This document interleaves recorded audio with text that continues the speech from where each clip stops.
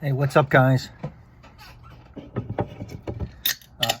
It's sort of impromptu, but I've been kind of planning this. I took some notes, and then I came up with the idea maybe a couple of weeks ago to do a video on Fahrenheit, the traditional EDT versus the EDP. This was my first Fahrenheit in my journey. Got this 3 years ago, and I loved it, right? I didn't have any experience with this, even though this is of my age, right, in the 80s. I kind of remember all the commercials. I just got home from work. This is the EDP. I got this off of eBay from Europe before it was released. I got this like in early 2016. And this bottle is a late 2013 production, and then released in 2014. Very early bottle. You can see the thick straw, different box, fragrance tattoo, specialist in fake bottles. He mentioned, I corresponded, he said, "BobbyO, you might have a fake, I could smell this coming out of the box." Maybe, who knows? But sometimes they come out with original production, different, and then they change it, right? And then here's my first bottle of Fahrenheit EDT, which I love. So I love this, and I touted this because that's the only one I knew. I love the aqua.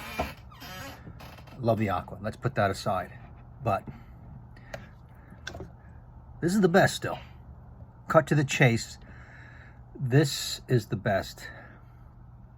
Cloudy petroleum violet layer surrounds you. This is a little shrieky. Sharp edged. This is not sharp edged. Okay. I'm just talking about the openings. Here we go.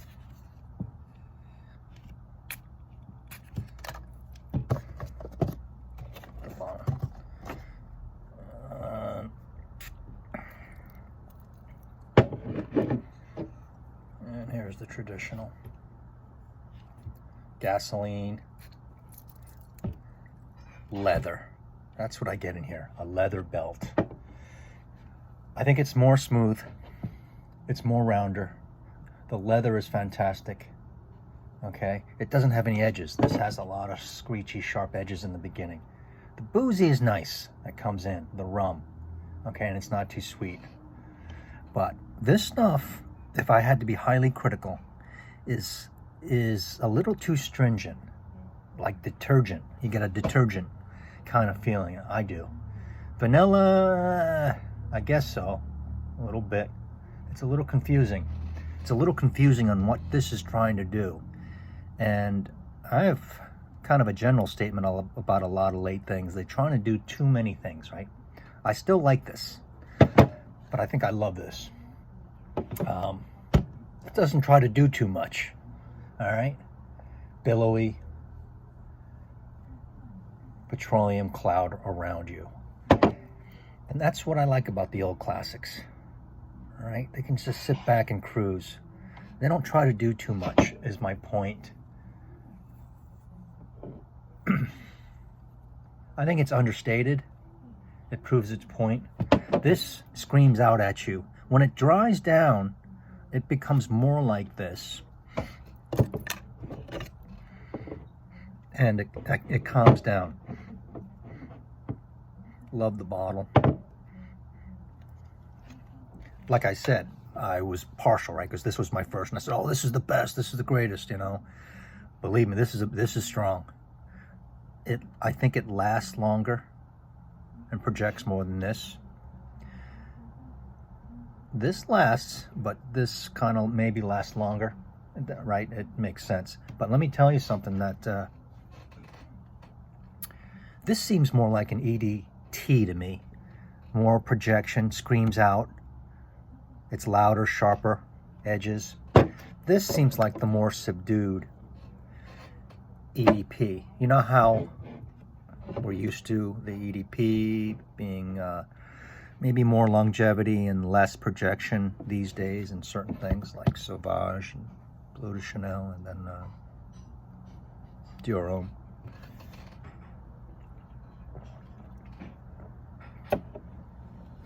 But I wanted to give you my thoughts and review both of these against each other. I give this, in terms of perfumes, I almost give it a 10. I'd probably give it like a 9 or a 9.5 as a classic masterpiece, right? Let's just say 9. Then I give this, I'd probably give this on the, you know, how good a perfume is. Maybe like a 7.5 or a 7. In terms of how much I like it, like, I know I like Dior Homme Intense better than this. So I give Dior Homme Intense, in terms of what I love, maybe like a 9.5, right? So I'd have to give this like an 8.5 or a 9. And then in terms of my opinion and how much I love it, I'd give this maybe an 8, a 7.5 or an 8. You know, it's a little strong, and I'm going to bring up that word stringent again. Detergent-like, edgy. It shoots out bolts of lightning, Fahrenheit, in the beginning, making it more like the EDT, maybe. But it is the modern formulation, and then the rum is nice. It is rum, the boozy note. And as it dries down, I get more of the Fahrenheit, the violet, and then the subtle gasoline oil. But this is the classic macho man, maybe quiet, works, mechanics, loves to get dirty, doesn't talk too much, run silent and run deep, run silent and run deep. This is better. This is still better. And I was in the camp that I like this the best, and I've smelt this along the way on the shelf and stuff and worn it. But now I've had this for 2 years, close to 2 years, and been wearing it. And so I like this the best. The Aqua Fahrenheit, the second best, and then this third. This is good modern attempt, but this is a masterpiece. This is not a masterpiece. And I like this more. I don't like it as much as Dior Homme Intense. That stuff I just love. But who knows which is a better masterpiece perfume, this or Dior Homme Intense. Maybe time will tell. But both of them are strong. Even this latest, latest weak Fahrenheit formulation. I do 2 blasts to the chest underneath the shirt, and that alone makes it last longer, right? And maybe a spray underneath the shirt, on the shoulders, and then 1 full blast down the, or 1.5 down the back of my shirt, on my back. This one I'd do less. I would do maybe 1.5 on the shirt, on the chest, and half a spray on the shoulders and half a spray down the back. This is a little edgy and tough and strong in the beginning. As it dries down, it's more easy to deal with. This is not so easy to do. This one, like, what do you call it, rubs your nose. It irritates maybe your nose a little bit. This one doesn't. This one's smooth, cloudy, and let me say the leather again. The dark leather, or like a leather belt that this is. Not overstated, and it's not in here, in my opinion. I could be wrong. Leather could be in here, but it's nice. It still contains the Fahrenheit violet, but this stuff, it's hard to see the sprayer on this, and then the sprayer on this is classic. The sprayer on this is not as good, but this is the first production run of Le Parfum Fahrenheit. And here's the box, and it doesn't look like this anymore. And like I said, this is my second one. I sold my first one, and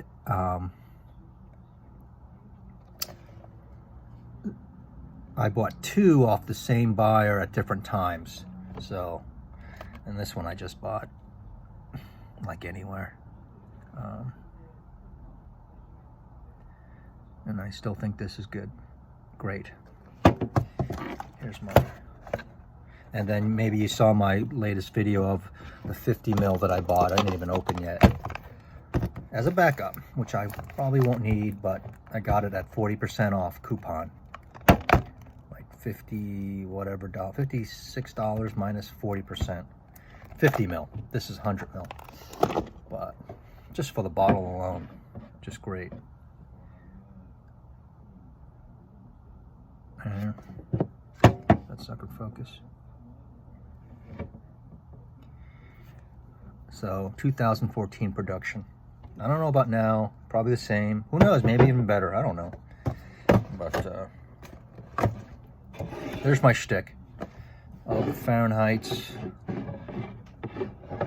Le Parfum, original EDT. The aqua would go right in between. I love the aqua for spring, summer, fall.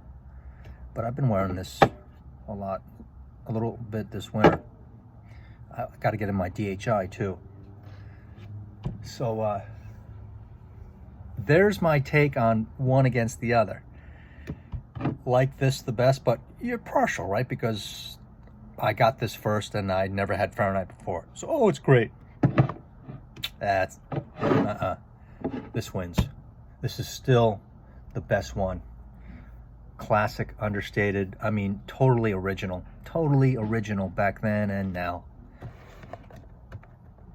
So,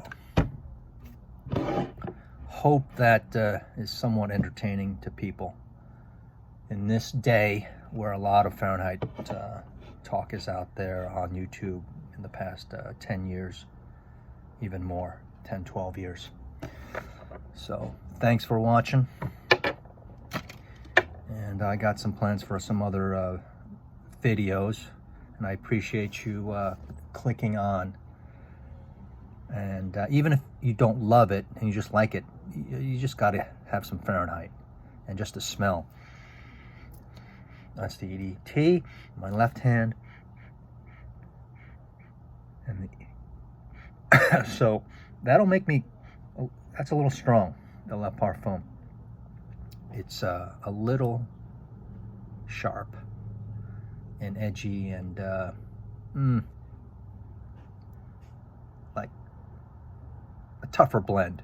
This is a nice blend, smooth. So take care, everyone. Aloha and be well, and stay happy and healthy. Bye-bye.